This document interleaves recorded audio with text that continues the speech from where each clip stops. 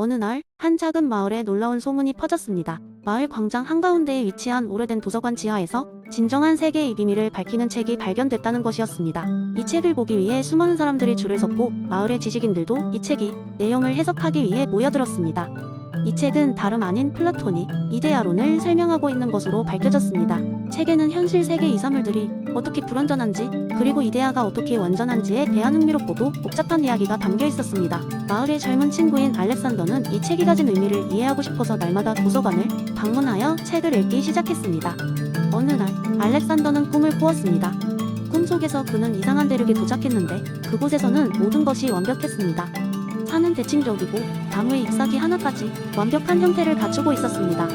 알렉산더는 그곳 주민들에게 묻기 시작했습니다. 이곳은 대체 어떤 곳인가요?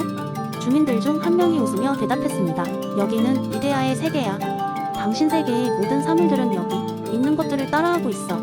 그래서 내가 보고 있는 모든 것이 완벽하다고 느끼는 거지. 이 말에 알렉산더는 궁금증을 느꼈습니다. 그는 자신의 세계에서는 왜 모든 것이 이렇게 완벽하지 않은지, 그리고 이데아의 세계가 존재한다면 사람들은 그것을 느끼지 못하는지를 고민했습니다. 그러자 다른 주민이 설명했습니다. 너희 세계의 것들은 모두 이곳의 사물들을 완벽하게 모방할 수는 없어. 하지만 이 완벽한 형태를 인식하는 순간 너희도 더 나은 실제로 나아가려는 노력을 할 수 있게 되는 거란다. 꿈에서 깨어난 알렉산더는 마을 사람들에게 자신의 꿈 이야기를 전했습니다. 그가 본 이상적인 세계는 단지 꿈일 수도 있지만 그가 깨달은 것은 사람들은 늘 더 나은, 더 완벽한 세계를 추구해야 한다는 것이었습니다.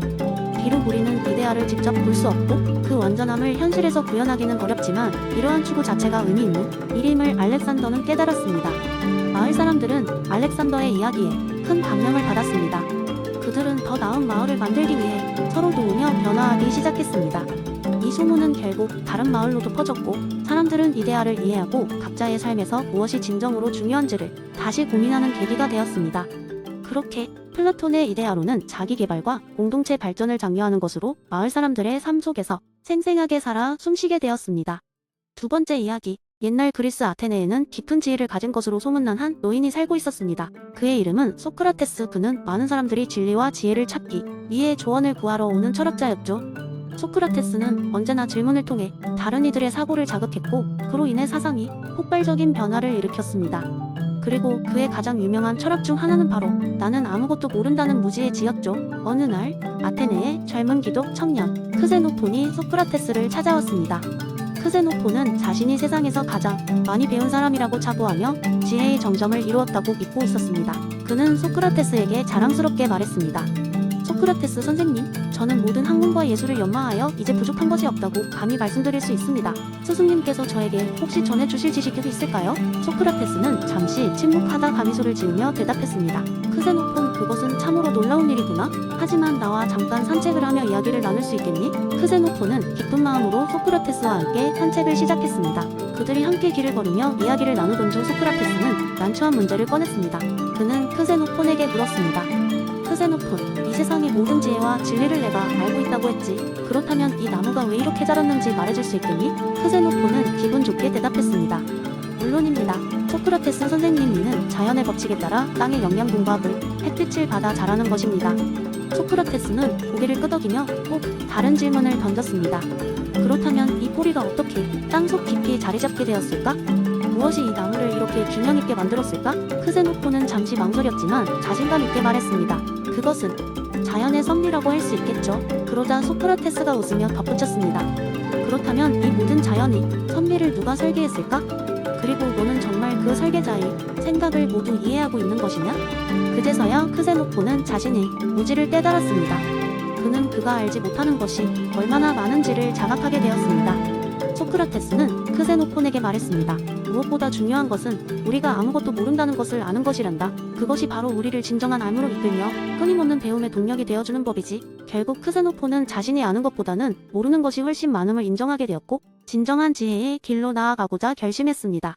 그는 더욱 겸손하게 모든 것에 대해 의문을 갖고 탐구하며 성장해 나갔고 이는 그의 인생을 변화시키는 계기가 되었습니다. 이리하여 소크라테스의 무지의지는 또한 사람의 인생을 바꾸며 전해졌고 그 철학은 수천 년이 지난 지금도 사람들에게 질문을 던지며 지혜의 씨앗을 심고 있습니다. 그렇게 진리의 길은 끊임없이 이어져 나가는 것이니까요. 세 번째 이야기꾼은 평범한 직장인이었습니다. 매일 아침 같은 시간에 일어나 같은 버스를 타고 같은 사무실로 향했습니다.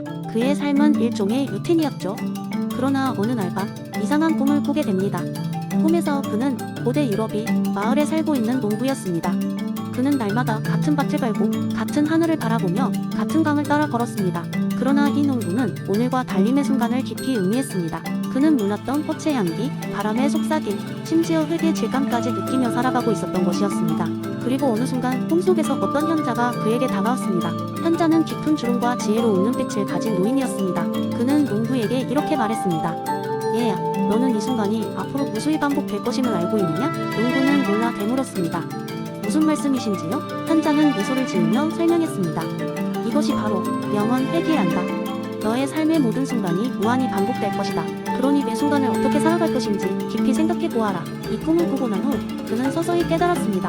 그의 일상은 단조롭고 지루했으며 반복적인 것처럼 보였지만 사실은 매 순간이 새로움으로 가득 차 있다는 것을요.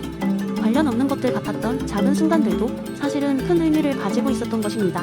직장에서의 매 순간이 달라 보이기 시작했습니다. 동료들과의 작은 대화를 통해 그는 더 많은 것을 배울 수 있었습니다. 같은 경로로 출근하면서도 그는 다른 풍경을 발견했고 새소리조차 다르게 들리기 시작했습니다. 그의 퇴근길은 더 이상 지루하지 않았고 집에 돌아와 가족들과 함께하는 시간은 매번 새롭고 소중하게 다가왔습니다. 그는 더 이상 몸이 건조한 일상에 매이지 않았습니다. 언제나 똑같이 반복될 것 같은 날들이지만 그는 그날 중 가장 작은 순간들마저도 무한히 반복될 귀한 시간으로 바라볼 수 있었고 그에 따라 더 깊고 의미 있게 삶을 살아갈 수 있었습니다. 이 이야기는 영원 회귀의 개념이 그에게 새로운 자유를 부여한 과정이었습니다. 간단한 철학적 개념이 그의 시각을 변화시켰고 그로 인해 그의 삶은 더 이상 똑같지 않았습니다. 그는 매 순간 마치 그것이 그의 마지막이자 처음인 것처럼 살게 되었습니다. 그리고 그렇게 하여 그는 단조로움을 벗어나 자신의 삶을 예술로 만들어 나갔던 것입니다. 네 번째 이야기, 옛날 옛적 어느 작은 마을에 차등 원칙의 마법이라는 전설이 전해지고 있었습니다. 이 전설에 따르면 마법의 주인공은 롤슨 성자라는 지혜로운 현자였는데 그는 세상에 대한 깊은 이해를 바탕으로 마을 사람들에게 평화와 번영을 가져다 줄 수 있는 특별한 메시지를 가르쳤다고 합니다. 마을은 한때 불평등과 갈등으로 가득했으며 사람들은 그들 사이의 차이를 극복하지 못해 좌절하고 있었습니다. 부유한 상인과 귀족들은 자신의 부를 증가시키는 데만 집중하며 마을의 가난한 사람들을 지나치기 일쑤였습니다. 특히 가장 낮은 자리라 불리던 마을의 가장자리에 사는 사람들은 더욱 고통받고 있었죠. 어느 날 전설 속의 롤슨 성자가 마을에 나타났습니다. 그는 호기심 많은 주민들의 모임 속에서 자신의 철학을 소개했습니다. 차등 원칙의 마법을 아시는가? 이 마법은 여러분의 삶을 근본적으로 변화시킬 수 있습니다. 그가 말했습니다. 사람들은 호기심이 가득한 눈빛으로 성자를 바라봤습니다. 롤슨 성자는 차등 원칙이 마법에 대한 이야기를 시작했습니다. 마법은 단순했습니다. 그것은 사람들이 자신의 부와 권력을 사용할 때마다 그 행동이 마을 전체, 특히 가장 변화가 필요한 사람들에게 최대의 이익을 줄 수 있는지를 생각하게 하는 것이었습니다. 이 마법은 아무런 도구나 특별한 주술이 필요 없습니다. 다만 마음속으로 이 질문을 던지면 되지요.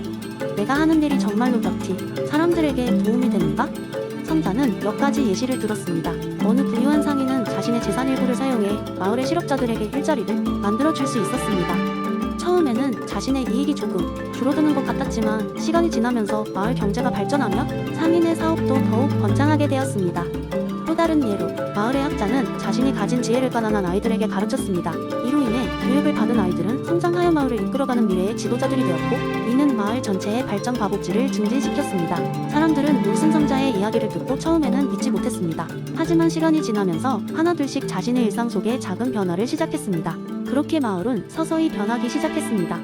이 변화는 단지 경제적인 개선뿐 아니라 마을 사람들이 서로를 이해하고 서포트하는 진정한 공동체로 나아가는 기회가 되었지요. 성자는 자신의 임무를 다했다고 느꼈습니다.